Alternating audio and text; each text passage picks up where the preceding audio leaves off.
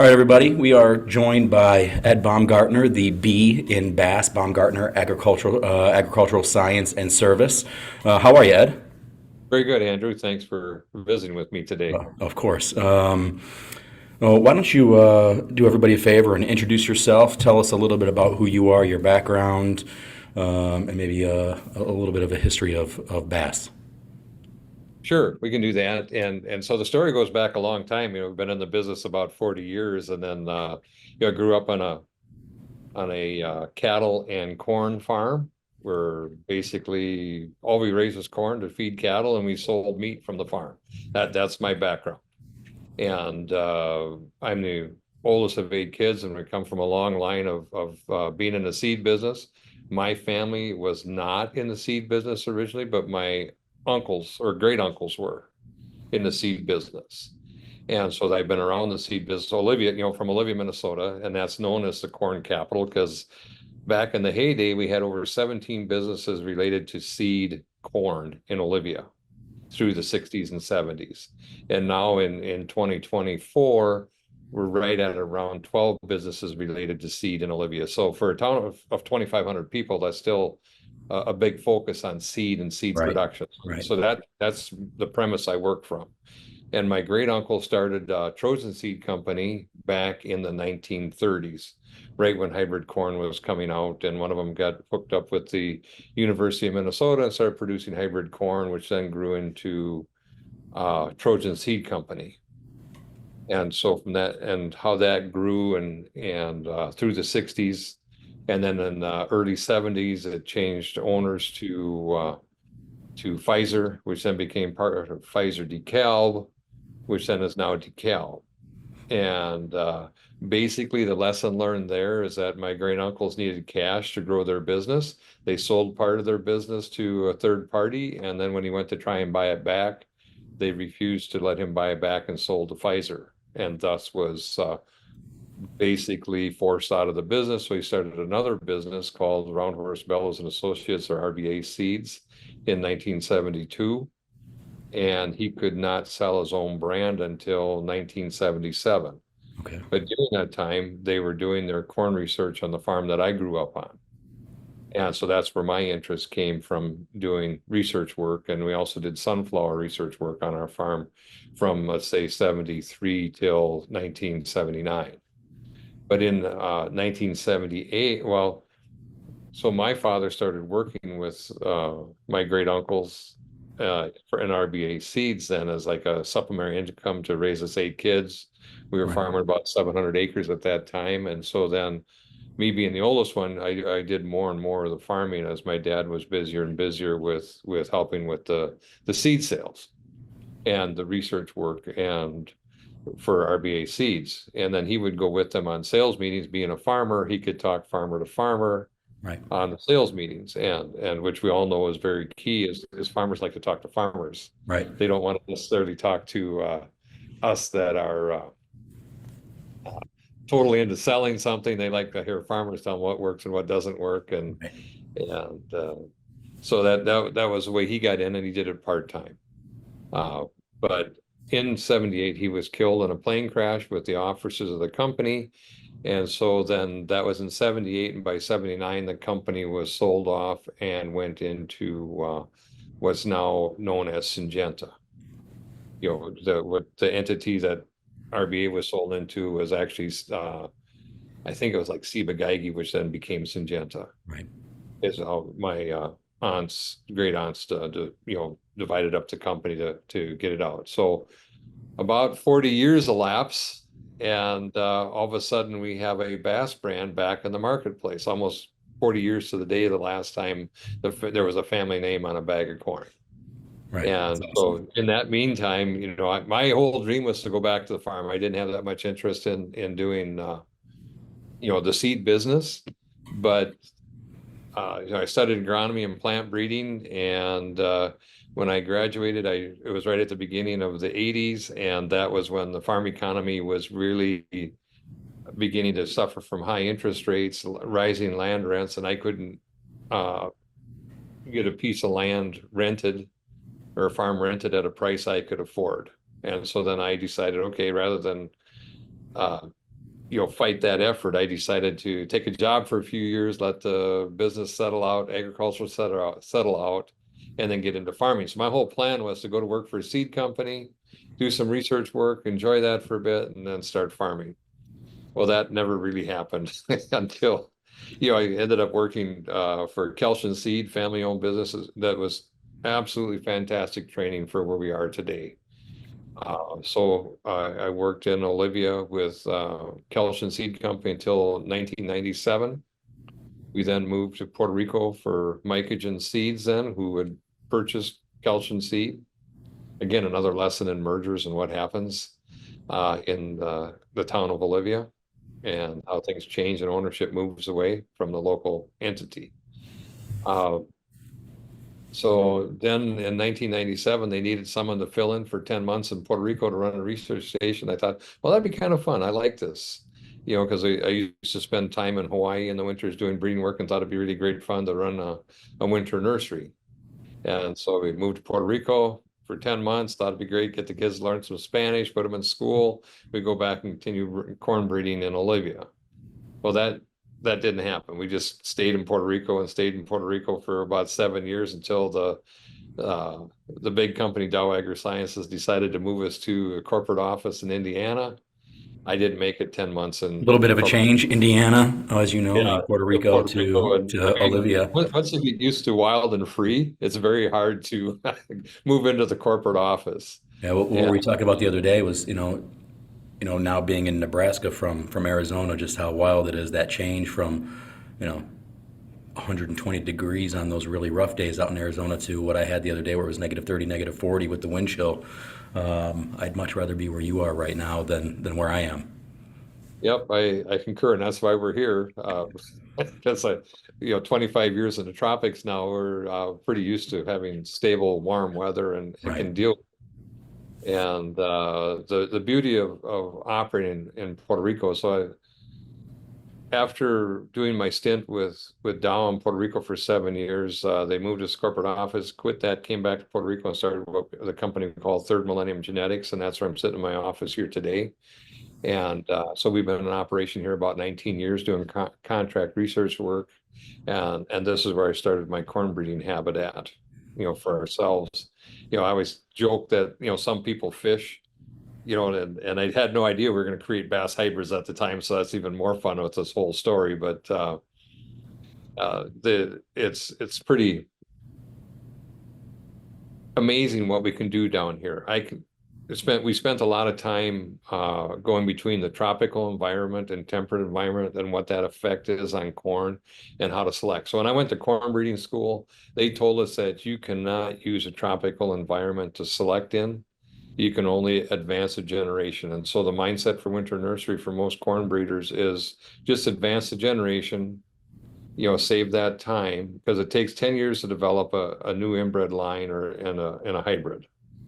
And you can cut that in half if you go to winter every year, summer production, winter production, summer production, winter production. You can create new varieties in 5 years. That said, the average lifespan of a hybrid in the marketplace today is 3 years. And so you have to really be working on a lot of products to get them to have the longevity in the marketplace that's required. Well, with that being said, let me ask you if when you have a bunch of different programs or different hybrids that you're working on, some of it is it's kind of like throwing stuff against the wall and seeing if it sticks, right? And then like what is the what percentage of the the different crosses or hybrids that are put out there that end up being production seed? So almost everybody you talk to that's in the plant breeding game will say it's a numbers game. It's just sheer numbers. I personally disagree with that because as a smaller company, you don't have a big budget to throw at this. So you figure out how do you get to be Yeah. more efficient and have a higher success rate.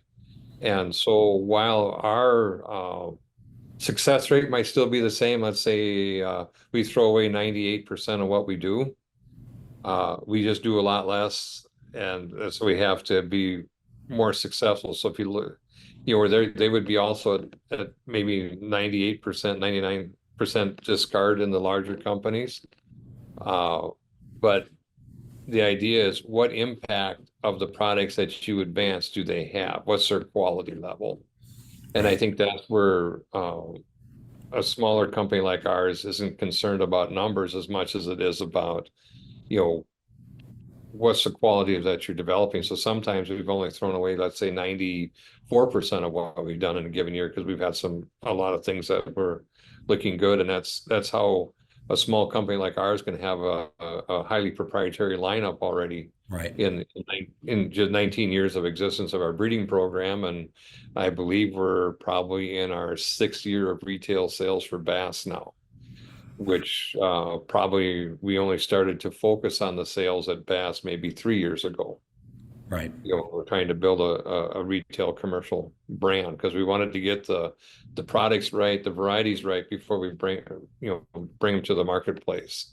And I think that's the position we're in right now, is I'm very confident that between the breeding work that we do and the testing, that when we bring out a product, they're going to be highly competitive with the best out there. And that's what we have to do. I mean, we're bringing totally conventional products, which is already swimming upstream, kind of stay with the bass metaphor. Right. We're swimming in some pretty tough waters when you want to bring what people think is old technology when you say conventional. And that's why we're unconventional, Right. because these are brand new products. They've got built-in tolerances from nature or through natural selection versus, genetic modification. Right. And due to the contract research work that we've done here in Puerto Rico, we've been exposed to all types of let's say approaches to traits, through genetic modification, gene editing, and still the most resilient of those traits that we see have come about through conventional plant breeding. It's just hard, and you got to stick with it. And the beauty of Puerto Rico is we can do it 365. We've learned enough about the different environments that I can mimic almost any rough environment that's out there. So when people talk about climate change and they have to use these fancy gene editing techniques will never survive, that's absolutely wrong. The environments that we need to select in already exist to predict what we're going to need to do in the Absolutely. future. Right. We just have to be smart enough to figure that out. And quite frankly, I'm happy nobody else is figuring it out. Me That's too. our leg up. Yeah. And Right. maybe I shouldn't even say that now on our Bass cast here, but that's really what it is, because this is hard work. Right. And so I think right now I'm probably at somewhere around 108 crops in my life now, Okay. because of the speed we can do things here. And then most say, oh, a farmer gets 40 crops in his lifetime. It's probably closer to 50 is reality, but I'm already more than double that. And I hope there's quite a few left in me yet, because this is really exciting stuff that we're embarking on, what we're seeing. And so, it's hot here every day. And what's really cool is that when I was working in Minnesota doing corn breeding before we moved here, one of the big things that we did was to plant as early as we could and as deep as our John Deere planter would allow us, and put the max amount of stress on the seeds we were developing, be it hybrids or inbreds, and do it without seed treatment. And that's how we got solid cold stress. Well, when I was doing, and I mean, and the beauty of that is that when I was also doubling and doing agronomy work for Kelch Seed before we moved to Puerto Rico, I never went on a trouble call, where people had stand emergence problems with proprietary products that we developed in our system, with that plant early, plant deep, naked Yeah. seed. And then, but if we were selling products developed by somebody else for the use seed treatment in the development process, those are the ones I went on trouble calls for and had to work with the grower and the farmer how to mitigate the issue currently, and how do we solve it for the future. So I thought that was a key learning for me way back when I was a young pup, fresh out of university, just starting the corn breeding world. And so we incorporate that now with all of our work, because I don't use seed treatments, and I Right. think that's opened up a whole world we never expected. Yeah. You So know, I mean, the process in which Bass operates is that you won't experiment or work through the process with any treatment up until a certain point. Correct. correct, correct. So the only time we start putting seed treatment on is when we get close to commercial level products, and we have to see how they perform when we put seed treatment on. And the old adage is that you could probably add somewhere between 3 and 6 bushel an acre when you put seed treatment on. And from our most recent work here, the last year or two studying seed treatments versus the naked seed that we develop, we're probably losing that by putting seed treatment on now. And it's mind blowing. So it's Right. causing me to Yeah. rethink everything, what we're doing. And I got 40 years of doing it a certain way, and we have to pay attention to what we discover. And that tells me we have to maybe rethink some of these old adages. And as I was referring about like cold tolerance before by planting earlier and deep, and then we started doing our breeding work in Puerto Rico. I've never worn a coat in Puerto Rico except if I've gone to the hospital or a movie theater because it's air conditioned so cold. You Right. need something to stay warm. But on our farm here, it's never gotten below 70 degrees when we're developing corn, year round. And so being from Minnesota, it's like when I brought these products up the first time to plant, it's like, how are these things going to survive when I stress them in the cold? So I planted the first year, everything comes up fine, early, deep, just like what I did when I was working out of Bolivia full time for Kelchen. And did it again the next year, same thing, everything came up. And I scratching my head, well, we must not have been cold enough. Did it again the third year, everything comes up just like we planned. We would expect it. I said, how is this possible? I know that when I was working at Kelchen, that we would have at least 2 out of 5 years cold conditions, maybe even 3. And I planted enough where I know we had it and everything was coming up. And I was baffled as to why. Well, that winter, Rachel and I went to corn breeder school in Illinois, and we had a couple guys get up that were talking about this very topic, cold tolerance and heat tolerance. And they said that 70% of the genes were related between cold tolerance and heat tolerance from their studies of these guys from Illinois. Okay. And it was all saying the light bulb goes on, and it's like, wow, we nailed it then. We actually ended up with better cold tolerance than I ever got in Minnesota because we were in extreme heat every generation. And so that was mind blowing to me. Yeah. Right. And so we have probably some of the best no, I know we have the best cold tolerance in the industry. And that's why I think that we might actually be losing some yield today when we put chemistry on. Because these genetics are trained and built to do this without seed treatment. Right. And I mean, we sell fully treated products today commercially. I mean, I don't want to step outside the box and make our customers nervous. But if we're truly forward looking and wondering how to be more resilient going forward, and if we want to leave a better environment for our grandchildren, and that's really my focus now, and our focus at B.A.S.S is not my generation anymore. It's not even my daughter's generation anymore. It's the one following the grandchildren, because it's going to take us a generation to convert to whatever new system we need to be more sustainable. And if we have to go under the moniker of climate change to get people to alter their ways, okay, I can get along. I can go with that. Right. But because I want to be regenerative farming where we're more sustainable long term. Absolutely. And I want to put less toxins into the environment. And that's something we try and live every day when we look at. I mean, so at B.A.S.S hybrids, we don't treat any seed until it's sold, and then we're going to put on the exact treatment the customer wants. It's not, we're going to dictate this is what we did, so this is what we're offering. We want to give an option to the growers. What do you want on your seed? And then that's your seed to plant. Right. Because if we go ahead and we treat everything in our warehouse, and then for some reason that seed loses a quality that we don't want to sell to a farmer, then I've created toxic waste. And I don't want toxic waste. If I don't treat the seed, at least it can enter the food chain again. It can go either to the elevator commercially or be sold to a cattle feeder, because all it is number 2 yellow corn then at that point. But if I have had seed treatment on it, then it becomes a toxic waste. And we just don't want to have that. I mean, it's our whole mindset. And, since we've been looking on, you're talking about seed treatments, We're to the point now where we want to offer a total biological seed treatment. We Right. want to get rid of any microplastics that might be in the polymers that hold the seed treatment on.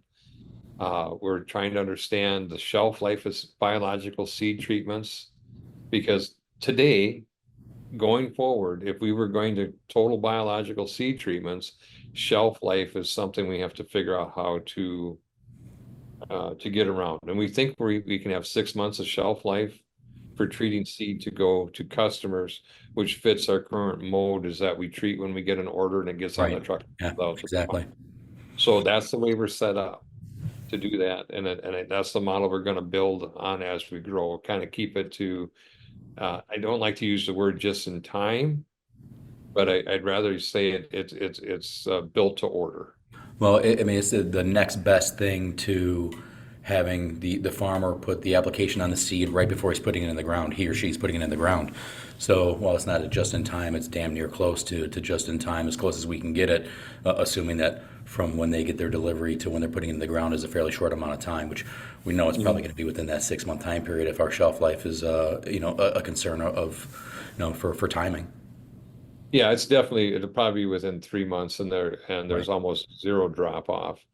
And as we understand these biologicals better, maybe that'll even be extended longer to Right. what we believe is safe. But right now, we're confident that 6 months is good with biologicals on the seed.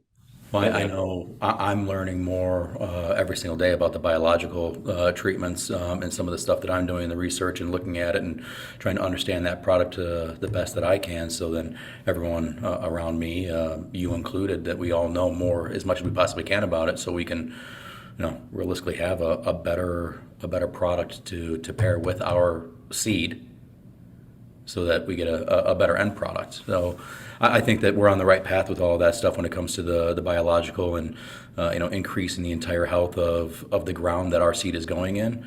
It's better for the plant, it's better for the earth, it's better for the planet. I think in the long run. So like I said, I think we're on the right track with all of that stuff, and it's exciting to be kind of at the beginning of where we're at with that, and to see what kind of growth and impact that we can make. yeah, I think I'm going to circle back a little bit with the work that we've done in Puerto Rico to lay the groundwork for Bass hybrids and the proprietary genetics that we have. Is we have a trademark that we call Dura Yield. Yep. And basically we create some of the worst conditions possible for corn to grow in on our farm here in Puerto Rico. Explain that a little bit, like to create those conditions, to put the stress on there as part of the whole process. I mean, that is part of the hybridization process, right? I mean, as it goes. So what does that entire process look like from start to finish for that, including all those stresses that you're able to put on down there in Puerto Rico? Yeah, and I'll keep it at maybe a high level and maybe not so Sure. exactly what we do, but the basically it's hot here every day. And so we're always going to exceed the temperature that corn is comfortable in. So that's stress number one. We have a high insect pressure here. And we do not have European corn borer, and that's the one that's on most people's minds in the Midwest. Is that was one of the big reasons for BT to come onto the marketplace, and Right. it works. And it's really the only GMO trait right now that really works yet is the BT for European corn borer. We lost efficacy on the other ones like rootworm and corn earworm and fall armyworm. That efficacy is slipping fast with, or if it's not already gone. And we see it slipping with the herbicide traits as well as weeds overcome it. So these GMO traits are really good for a short amount of time. But when we do this hard work of the conventional breeding, traditional breeding that we do, and you just have to keep turning it season over season. So we can grow 7 crops in 2 years. So we can really speed up that development process. And then we can apply the pressures that we need. And so with the insects, so we have high pressures of fall armyworm, corn earworm, aphids, spider mites, leaf hoppers, silk flies, you name it, they show up here. And then, of course, we not only do we get the leaf diseases because of the humidity, we also get the bacterial wilts. All of these play into our favor because there's crossover resistance Yeah, between right. some of these pests. And so like we do not have Goss's wilt on the island here, but when we get the bacterial wilts that move in the summertime with the high humidity, and they can rot the whorls out of the corn plant, the growing point. It smells like manure in the field if you have that going on. Well, we developed through that process, and lo and behold, these products are highly tolerant to Goss's wilt, and we believe they're tolerant to tar spot. We're still proving that, but we have a lot higher tolerance than most genetics out there to tar spot, which is one of the key concerns. And like I Absolutely said, right. most of our discoveries are inadvertent. We didn't intend to do it. It's just letting Mother Nature tell us what to do, and we follow what she says. So when we don't spray fungicides, we pick up natural tolerance for a lot of these diseases and bacterial wilts. We also, when we don't spray for insecticides, we're developing tolerance to fall armyworm, which, by the way, can ruin a field for us in 3 days. Right. Just march right through and So, destroy everything. yeah, and like I say, we support my corn breeding habit through contract research work, and I budget to spray in a 90-day crop growing cycle 21 times for insects. 21 times in 90 days. Talk about pesticide overload and why I want to move more towards sustainable, because we know what Right. ugly environments are and what chemical can do. And for our customers, sometimes, we never get to the Purdue handbook thresholds for insects. We're never that low. We're always over that on every pest imaginable. We never get that low. We're always over economic thresholds. Is what can we manage and get a crop out of? That's what we're looking at. And so when I say we don't spray to develop our corn to make them insect tolerant, we lose a lot of the crop when we start our breeding program. And they just eat it to the ground and just stubs. It's mind blowing. But with that, you start to build tolerances, and we've searched through germplasm from all over the globe, crossed it up, mixed it up. So we use a lot of tropical sources for insect tolerance and drought tolerance and these disease tolerances, so that it's all mixed in. And I've said it before, and I'll say it again, is that the only time I've been happy for corporate greed is when we patented everything. So we have access to the library of every company to pull the best out, sort through these traits, and legally have it as our own. Right.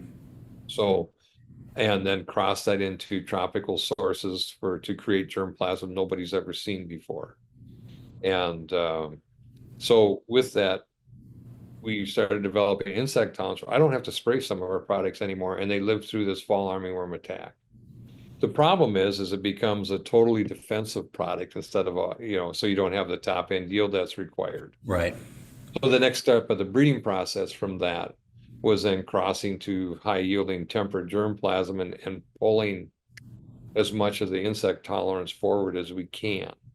So it's not as easy as on off.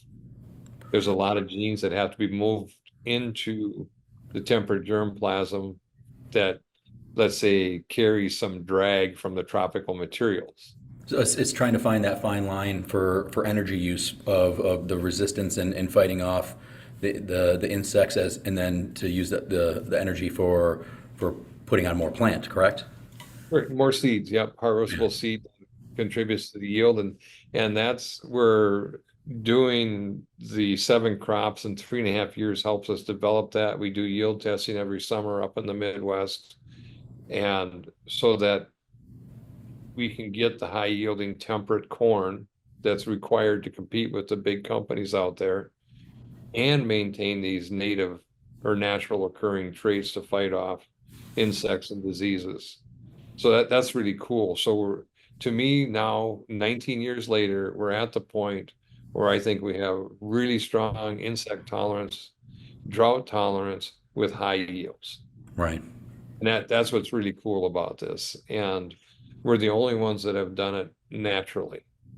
And so we don't have to worry about, can we sell globally? Yes, we can go anywhere without any restrictions with what we're doing. You don't have to worry about any type of registration. We don't have to answer to any big companies. Where did you get your germplasm and your traits to sell. We Right. create, It's ours. it's ours. So, a lot of the big guys out there in the business, they're all, they almost act as like a multinational companies or small governments. A lot of stuff that they have to work around and work through. Where Bass is a smaller company, so there's not as much. There's no real bureaucracy involved with all of it, so it enables you to be a little bit more nimble. What major advantages does that offer? Well, I think the biggest thing is the only shareholders we have in our company is us. And if our focus is on what the future looks like to be sustainable, we're willing to reinvest a lot of money into R&D to get the products built that's needed to move our company forward. And that is a Herculean task, not only to build the products, but to develop the brand name and the recognition we need to have enough sales to support what we're doing. And so as we build sales and as we build recognition, our research program gets larger. Right. And we joke a little bit, like people say, "Oh, when you make a bunch of money at selling corn, what are you going to do?" And I said, "Well, we already own the house in the tropics, so that's not on the list." It's Yeah, put it like, back into the corn. yeah, we just want to go. Maybe I'll buy a new combine. I don't, Yeah. Right. rather than buy. Right. It's probably the combine costs more than a house anyway. So that Right. Right. just so we can do the research work. Because this is our goal. I mean, this has been our life for 40 years is R&D work and trying to develop better products, and it's instilled in our girls. Absolutely, And it as is. Yeah. much as our daughters, all three of them are in the business, it kind of cracks me up how at first none of them wanted to be in the business because they were working in it all the time. And then as they hit milestones in their careers, they decided they wanted to help because they like what we're doing. They understand what a Right. family business is and the message that comes across. And our youngest one, Rebecca, just told me yesterday, she made her mom and we're all pollinating together in the field yesterday here in Puerto Rico in the 90-degree weather, high humidity. And she wanted to propose a toast with our water bottles, nothing stronger, just our water bottles. And she goes, as much as it pains me to admit it, I like my job. I like working here. And she was the last one to maybe come into the fold because was a theater major, Right. but the girl grew up on her hands and knees, weeding, pollinating, and with those memories, I don't blame her for wanting to run away for a decade, but she's back, and Now we're you're really, stuck. really Yeah. happy to have her. And I'd be remiss without talking about the other two as well. Rachel's been with us the longest. She's a fully trained plant breeder out of Iowa State and joined us right after she graduated. She was only not working with us for maybe her college years, but since she graduated, she was on board the whole time. And she's running our Bass hybrids operation, and the future is bright with her at the helm. And then Absolutely. our middle daughter, Hannah, she's is working with our social media and to help get these podcasts going with you and keep us on track. And so that's her contribution to help us with the business is more on that side of it, where Rebecca is working with us in the R&D program yet. She's also very artistic, so I think her and Hannah will probably be competing for more of the advertising and promotional work going forward. But at the moment, we need her uh, doing the R&D work yet. Yeah, Well, but it's I've spent, the most amount of time, having conversations and working with Rachel, and I can tell you that every single time I have a discussion with her, I walk out smarter, more knowledgeable, and more well versed in the world of all things corn. So it's definitely rubbing off, and it's definitely a huge advantage to me to be able to have her to lean on and pick her brain. She's very, very good with all of this stuff. Yeah, and she is probably one of the sharpest people I know, and I'm not trying to be biased because I'm her dad, but she's always amazed me at how her brain works and how logical, methodical she can be, and on top of it, think outside the box. Yeah. They come up with some amazing ideas and strategies. And, you know, being the father of three girls, and we're working in a mostly male dominated business. And so it's a little hard for us men to really, let's say, embrace women in the business wholeheartedly. I can say with some pride that we've always been open to working with women in agronomy, and I hired the first woman that I worked with way back in probably 1987, 88, something like that, when it was almost unheard of. And I watched what she went through with the way she was treated out in the farm, and knew what kind of road my girls were going to have when they came into the business. But all of them are resilient, and we actually have a woman, Diane Ortiz, running our Puerto Rico business here for us. So that's almost doubly bad here in a Latin culture, and then have a lady in charge, and she does a fabulous job here too, just like the gals. And then also we have Susan Johnson, who's a gal running our plant breeding, and we're making huge strides here because of her dedication to the work and understanding. And so I guess if we're kind of hitting it on all fronts here, and not intentionally, we're doing what's best for our business and our customers, and that's using the best brain power available wherever we can, develop the most regenerative products, more sustainable products. And it doesn't matter to me what our backgrounds are, as long as we have the goals on where we want to go are aligned, and we're all willing to put in the effort. Right. Because agriculture is a marathon. And we've been running 40 years at this, and in 19 years now in our own business, and you have to persevere through the ups and downs, and we've had them, and we're surviving them, and you build good relationships along the way with customers. So if you're down, they help you out. If some of your customers have trouble, you help them out. Right.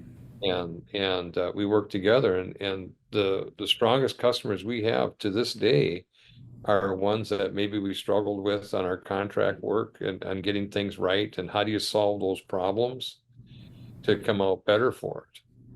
And those are the exact customers that helped us through our Hurricane 20, in 2017 with Maria here in Puerto Rico, to get back on our feet. Because we had to face a crossroads in 2017. Did we rebuild this business and start over, or did we just say, no, that's it, walk away? And I mean, that was a huge question for us until we saw our staff here working to make it happen. It's like, how do we not invest? And I think you made the right decision. yeah, and it put us in this position to have this conversation today. Yeah, absolutely. Otherwise, we wouldn't be having B.A.S.S hybrids. We wouldn't be continuing with our development work. We'd have just walked away, and I don't know what we'd be doing. I really don't. But maybe I'd be a tour guide in San Juan or something. I don't know. So we talked a little bit about the advantages that Puerto Rico offers, and some of the different things in terms of picking what's going to move forward in the selection process. But earlier you had mentioned with Olivia, Minnesota being the corn capital of the United States, if not the world, right? That what makes that so special, that place, that area? For the Olivia or Renville County, it's a very progressive county. I mean, you'll find some of the best farmers in the world. They adapt new practices faster than almost anywhere I've been, traveling in agriculture. But I think it starts way back with a progressive mindset, with some very rich soils, high productive soils, and a willingness to try new things. And somehow that attracts good people. You get some businesses that take off like Trojan Seed did, and that brings in talent from all over that tends to stay. And so you add those smarts to the area, and it just keeps building. Success breeds success. Correct. Yeah. And that's what's happened in Olivia. We're probably a little bit on the a little bit slower side than what we used to be, but we still have 12 businesses that focus on seed in Olivia. And so you have a tremendous brain trust there yet. Most of the ownership is not from the area anymore. We have a little bit of local ownership, us and another company, but it is what it is. We need to keep promoting new ideas and new starts that maybe will give new companies an advantage going forward. And I think there's going to be I don't want to use the word reset, but there's definitely going to be a significant change in agriculture soon Well, because that leads, that kind of leads to one of the questions that I had was, with, it's not 1997 anymore, and but we're not that far away from, say, 2030. So where we're at, like, where do you see the future of ag? What does that look like to you, especially in our side of it and what we're doing? well, to start off with, generally, you look around the globe, and the farmers that globally make up a very, very small percentage of the population now. If we go back to like the first part of the 20th century, we probably had what, 30-40% of the population in agriculture.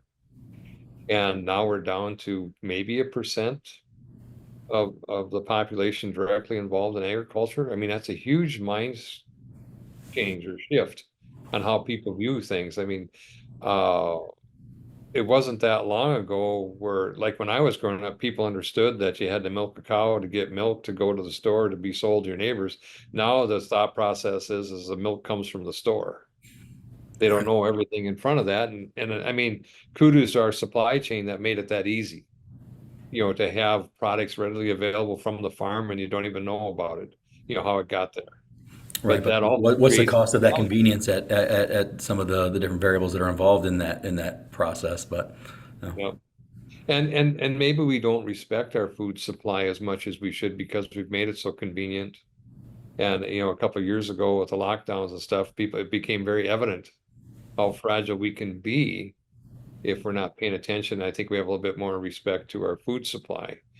And some of that is probably pushing us now towards a more regenerative supply, maybe sourcing closer to home, know who your suppliers are for your food. And maybe this is an opportunity for these new businesses we just talked about to sprout up where they're more consumer centric rather than big ag. It's more farm to table oriented with less people in the middle. And so you get to healthier foods, less processed foods. I just like the idea of farm to fork or farm to table concept.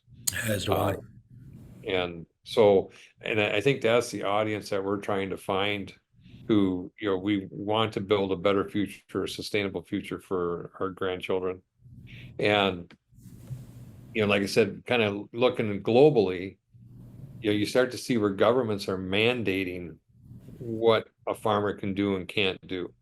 And so we use an insecticide right now on a seed treatment that's a neonicotinoid, or neonics as they're called for short, that supposedly have a negative effect on the monarch butterfly.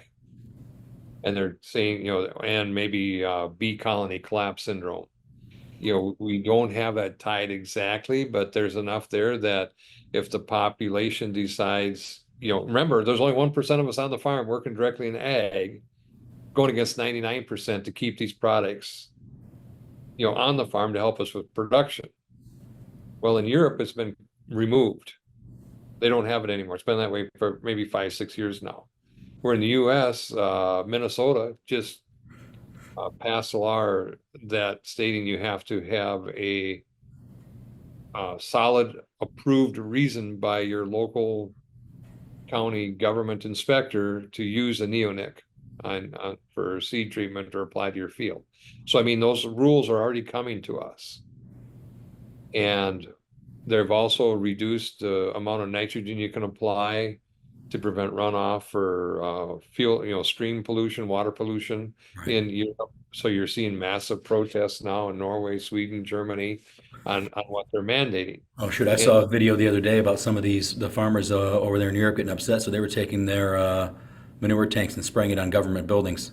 Mhm. Yeah. Yeah, I mean, where are you going to go with it? They said you can't put it on your field, so we You're may right. as well put it where it originates, in my opinion. But that's a whole nother topic we shouldn't get into here. But uh, that yeah, there's a lot of things that don't make sense if you're not involved in agriculture. But if we're keeping our heads in the sand if we don't think they're coming to the US. I can see us being mandated for restrictions on nitrogen. We already have restrictions on manure application where the EPA is monitoring our livestock operations. And I think this is all good. But we have to be aware as what happens if all of a sudden we can't use seed treatments anymore? What happens if we can't use herbicides anymore because laws are being passed by people not directly affected on food production? And so that's what I think about on a daily basis when we're developing new varieties for the future. And how do we get there? So not only do we develop the new varieties, we have to work on what are the farming techniques that we're going to have to use to get there. And then you can throw in all the discussion about climate change and what that's done but we're already addressing that with the way we develop. But the next part of this is how do we develop the farming practices to implement this so there's no hiccup in our food production? And I'm fine with consumers demanding more transparency on how their food's produced. What do we do to it? For chemicals, do I want those chemicals applied? Yes or no? And Well, the so consumer, when it comes to all that stuff with the labels and what's going into the production side of things, the consumer is, they vote with their dollars. So, they have the ultimate power when it comes down to, what they're buying.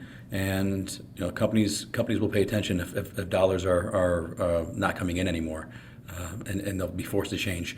But at first and foremost, it starts with the consumer and how they spend their dollar. But I think, like you said, is we have to kind of be forward thinking with the way that we operate to know that some of this stuff might come down the pipe, and to be able to pivot quickly to fulfill that need that when it shows up. yeah, realistically, we have to have it available for when the need shows up.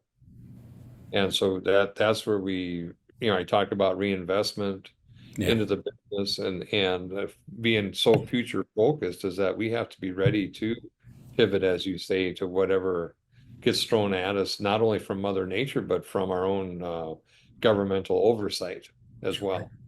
yeah. We Yeah. got to. Yeah, there's a kind of a fine line where you have to be. You can't always operate reactionary. You need to be able to still have, be at the forefront of some of the things that are out there. So then when the shift does come, you're positioned properly where you're not seeing a 1, 2, 3 or 10-year lag behind what you need to produce. So you need to be nimble enough. Same thing happened in the automotive world where some of these companies had a really, really hard time when the CAFE standards changed, and they were not able to quickly shift to make sure that their MPG across the board was low enough to fulfill all the standards. And you see some of the changes that happened. Some companies really, really suffered from it. But then other companies, they were able to be quick and nimble, even some of the big ones, which is surprising. All right, I got one question for you before we wrap it all up. Is everyone else in this business, in the seed business, uses some sort of alphanumeric number for their hybrid, and the numbers, they go along with maturity or other things. B.A.S.S operates differently. B.A.S.S names all of the hybrids with a name, not a number. Sure. Explain why you do that. Well, first of all, we like to do things differently. And so, but there's a couple of main reasons. The first one is that when I first started in the business and we were receiving hybrids from Europe, mainly France, they had names on them. I thought that was pretty cool that they had names rather than numbers. But when we started our business, it's like I want to have all ladies' names on our hybrids. And depending upon what letter they start with, that designates the maturity of the hybrids. We know internally what they are, but we just want to have names. And my wife is in the business, my daughters are in the business, we have other ladies in the business that help us do what we do. And for me, it's in a way to honor them a little bit by naming our hybrids after after ladies' names. It keeps us different because I'll have every year somebody complain to me, why do you name your hybrids? Why don't you just use a number? Who would name their hybrid Wanda? And I said, that's why you remembered Wanda. Do you remember hybrid 1625? No, Right, right, but you do remember Wanda. And that's the key to it. And then they realized they did get sucked into our marketing and our purpose just because it was so different. I mean, and I don't mean that in a negative way. It's just right, more fun. right. And and so a lot of times I ask customers, if we have a hybrid that fits their area, do you have any lady's name you want us to name it after, like an ex-girlfriend or something? And everyone's, oh no, not that. No ex-girlfriend names. But if I'm going to name it after my wife, it's got to be very good. That's right. And so when someone asked me, well, why don't you have a hybrid named Deb? I said, well, I haven't found the perfect one yet. So, but we keep working towards that. That's right. So, but anyway. So So, no, that's the fun behind it, and we do enjoy how we actually have a formal naming party where we do, and we try and pick the name that actually fits the hybrid based on the characteristics of the hybrid. So that part is fun too. So you might notice in our portfolio we have a new hybrid called Scarlet. Well, that's because she has red silk, which would be like red hair, which then that's the name Scarlet. right. Just stuff like that goes on. We have all these big discussions, and of course there might be a beer involved as well to help the creativity flow. Well, and Xena, Oh yes, yep, nice tall hybrid like Xena, the Princess Warrior. yep. That's And just it. A good multi-purpose hybrid for grain and silage and tough as nails. So how do you beat a name like Xena for that? you don't. That's half the fun, and I can't wait to see how much success we have with Xena, our Princess Warrior hybrid. So. I got a couple of other questions. So these are some things that I guess we'll have to reset and have another discussion after this one. Ed, I really appreciate you spending time kind of explaining everything that's going on, what you have going on down there, the background of you and of B.A.S.S and the entire operation from where it all started to where we're at. I guess the one thing I guess leave us with is where do you see B.A.S.S collectively moving forward with what's going on, and where do you see B.A.S.S in 3, 5 years, 10 years? Well, I see us leading the charge into regenerative agriculture, providing the products that work. It's not going to be we think try this. It's like we know this will work. We know that we want you to apply these microbial agents with our hybrids to maximize the effect, and the goal of that would then to be reducing commercial inputs or synthetic inputs.